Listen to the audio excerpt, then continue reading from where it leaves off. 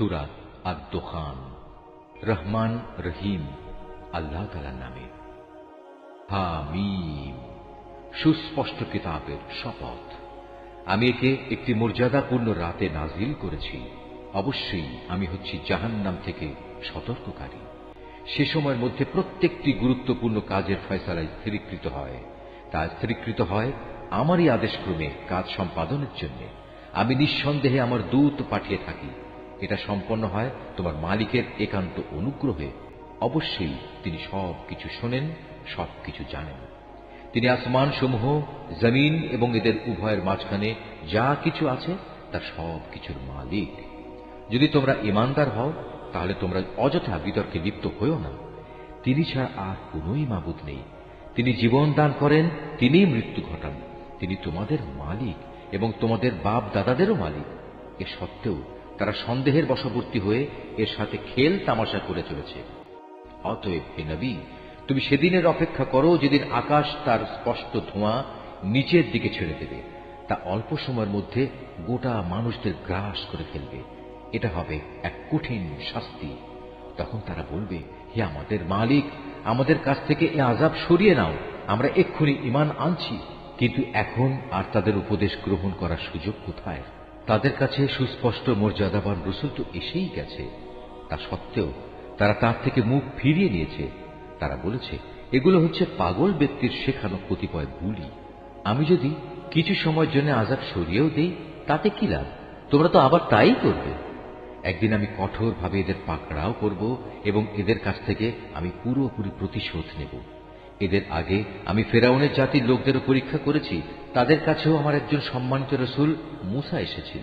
সে ফেরাউনের লোকদের বলল, আল্লাহ তাআলার এই বান্দাদের তোমরা আমার কাছে দিয়ে দাও, কেননা আমি তোমাদের কাছে একজন বিশ্বস্ত নবী হয়ে এসেছি।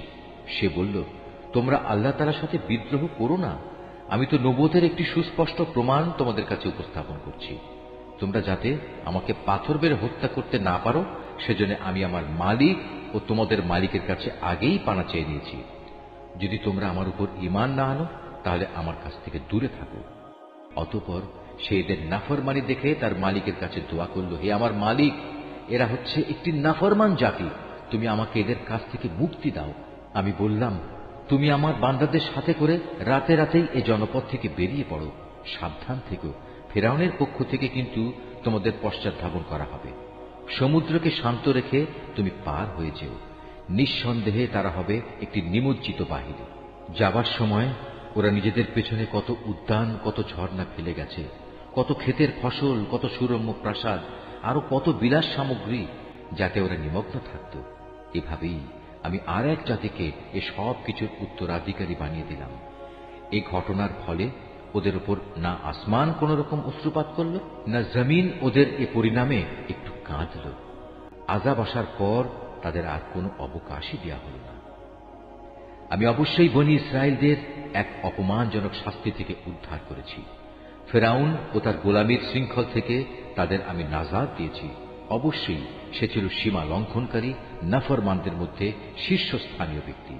আমি তাদের বনী ইসরায়েলদের দুনিয়ার উপর জ্ঞানের শ্রেষ্ঠত্ব দান করেছি।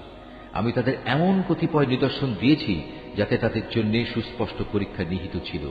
এই মূর্খ লোকেরা মুসলমানদের বলতো, এটা হচ্ছে আমাদের প্রথম মৃত্যু, আমরা আর কখনো পুনরুত্থিত হব না। তোমরা যদি কিয়ামত ও পুনরুত্থান সম্পর্কে সত্যবাদী হও তাহলে আমাদের পূর্বপুরুষদের কবর থেকে নিয়ে এসো। শক্তি সামর্থ্যের দিক থেকে কি তারা বড়?